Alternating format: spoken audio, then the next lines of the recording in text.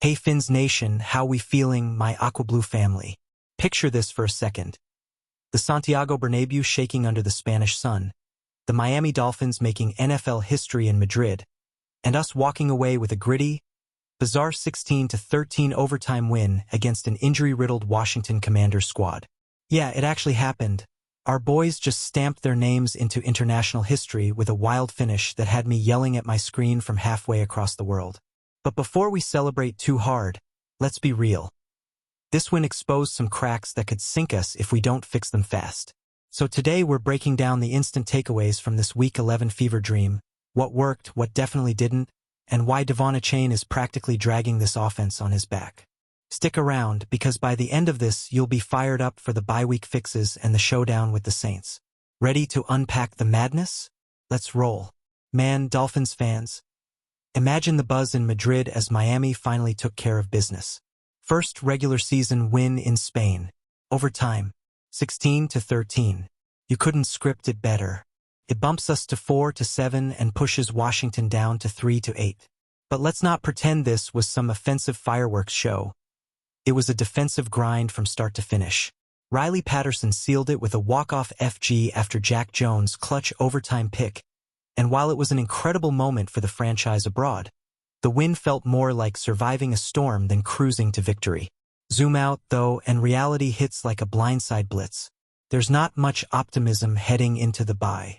We beat a team that had lost 5 straight by an average of 20 points, yet got outgained, allowed 213 passing yards, and barely scraped 171 of our own.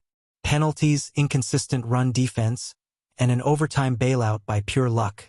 This wasn't dominance. It was escape. Love the W, but this squad isn't fooling anyone.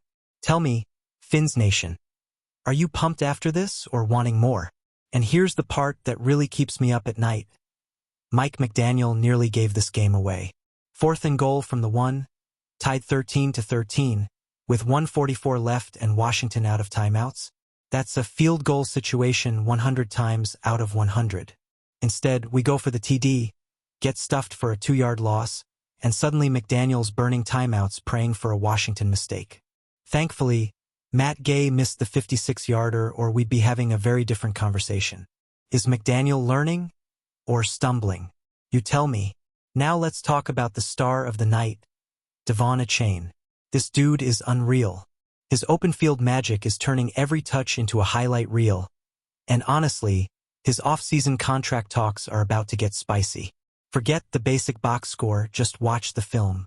He kept drives alive, bailed out shaky blocking, and gave the offense the only spark it had. He walked off gingerly at one point, but came right back in. Pure toughness. Pay this man. But Achane's brilliance also highlighted a problem. Outside of him, the run game was flat. Washington's depleted defensive line still stuffed us repeatedly. We can't ask one guy to do everything. Is Achane already a top 5 RB, or do we need real blocking reinforcements? Sound off. Meanwhile, Jack Jones had the full roller coaster.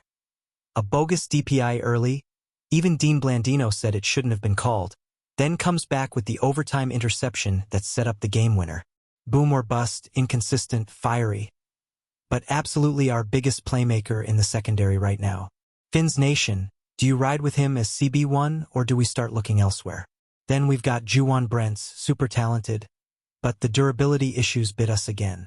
Second start looking solid, then boom, ankle injury. Depth got thin instantly. It's frustrating because you can see the upside, but reliability matters.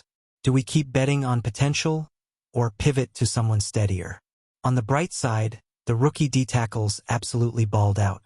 Kenneth Grant, Jordan Phillips, Zeke Biggers, they turned Madrid into a breakout performance. Grant's third and 1 stop was massive.